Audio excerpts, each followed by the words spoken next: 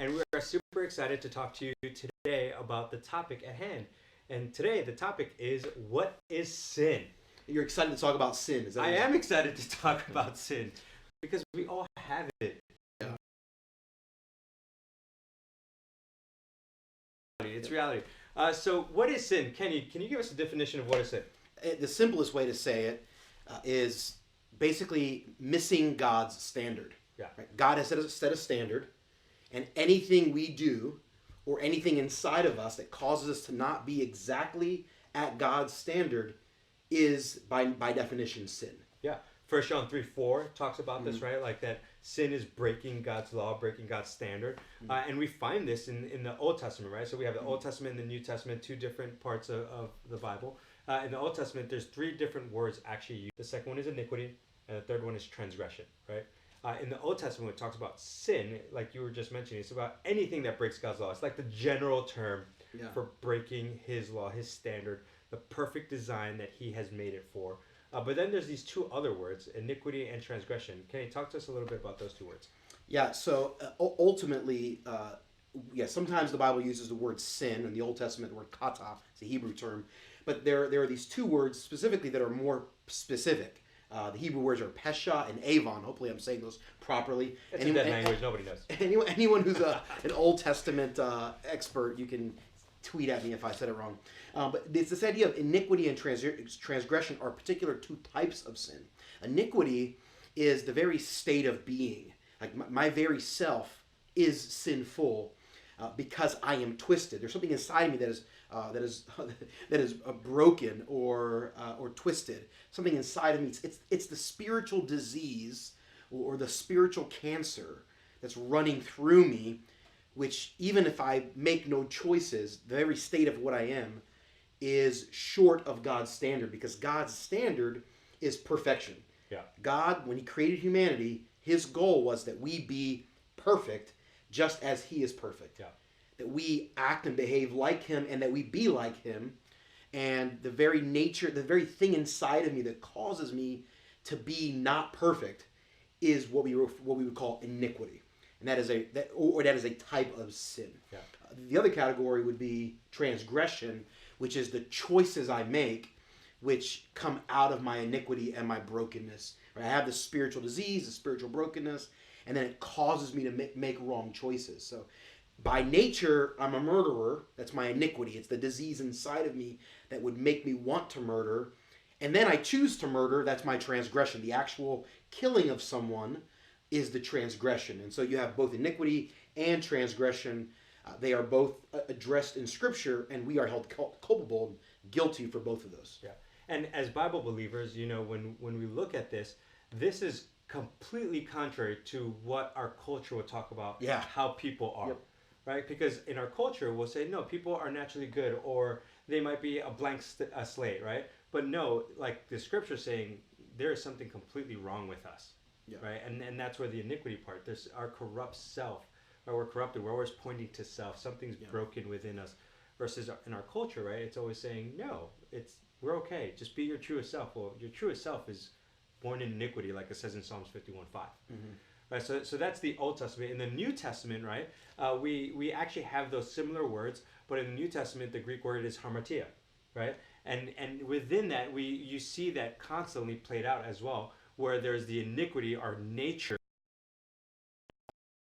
our transgressions, right? If you look at the book of Romans, for example, I believe it's like 27 times, when it uses the word hamartia, it's actually talking about our nature, how we are completely broken within ourselves. And because we are broken, because there's a sinful nature in us, we're going to transgress, like you were just mentioning. There's going to be these sinful actions that we're going to be caused. And those actions are because we're going to be doing things outside of God's law. Now, when we do those things outside of God's law, sometimes in the Bible world, we'll use the words like omission and commission. Right? Kenny, what do we mean by that when we say that people... Yeah, basically, omission is when you omit to do the right thing, right? Yeah. Basically is failing to do good things or the right things. So if I should love my wife, I don't have a wife, but if I did, you should love your wife if you're married. But if you don't love your wife, you've now failed to do something you should do, you have sinned. opposed to commission, which is a proactive choice to sin. So there's two different ways. So omission is you know what you should do, but you haven't done it. You've sinned.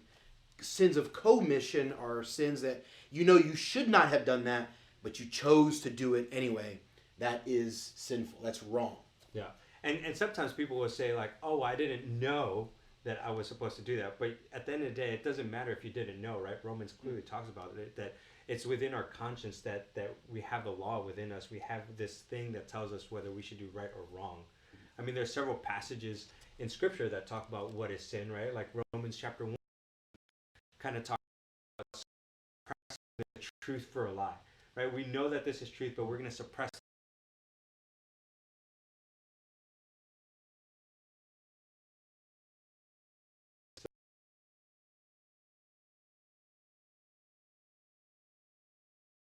efforts, not because of his efforts. Yeah. By the way, when it comes to the idea of like, I'm not culpable because I didn't know. Yeah.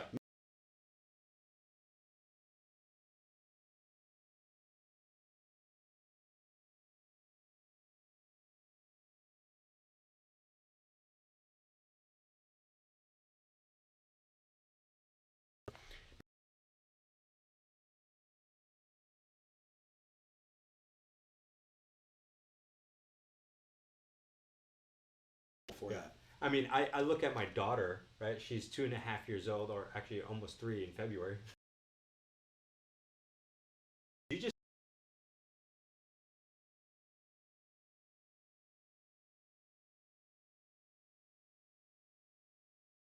there's something inside of her, right, that has clearly showed her that like she does wrong, but there's something also inside of her that is telling her like, hey, I know what's right, I know what's wrong, but I'm gonna follow like.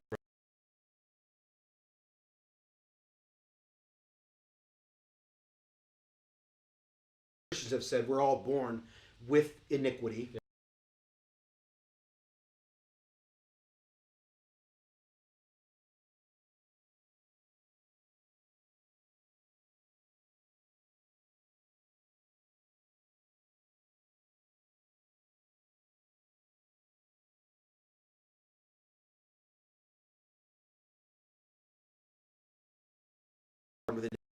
That you actually don't take on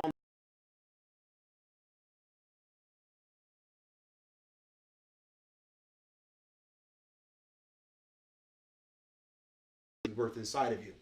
But Orthodox Christianity has traditionally taught the opposite. Start with iniquity.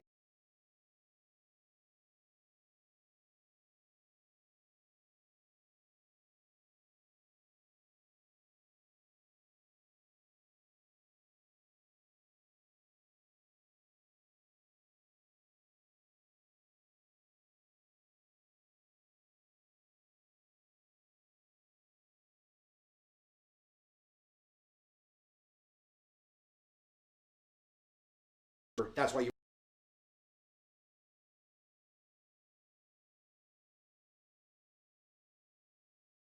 an abuser, and that's why you choose to abuse. Yeah. Right? You start.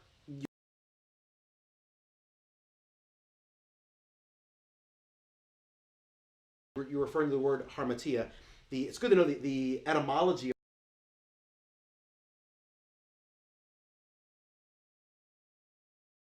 Greek heroes in Greek tragedies and Greek literature.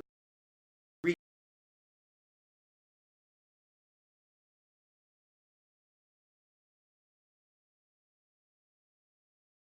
gods.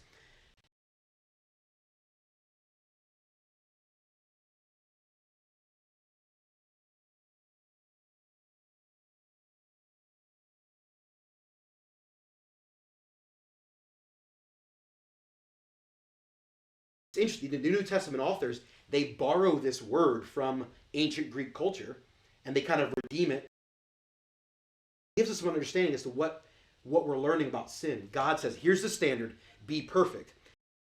You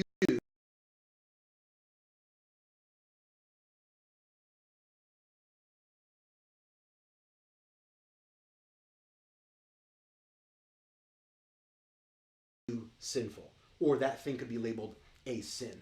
And so I think there's a simple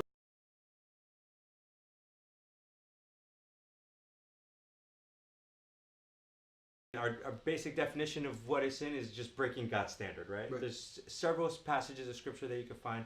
We've defined it, shown it how it's in the Old Testament, the New Testament. That's a great example of even in Greek mythology, right? Of how it's portrayed. So with that definition of what is sin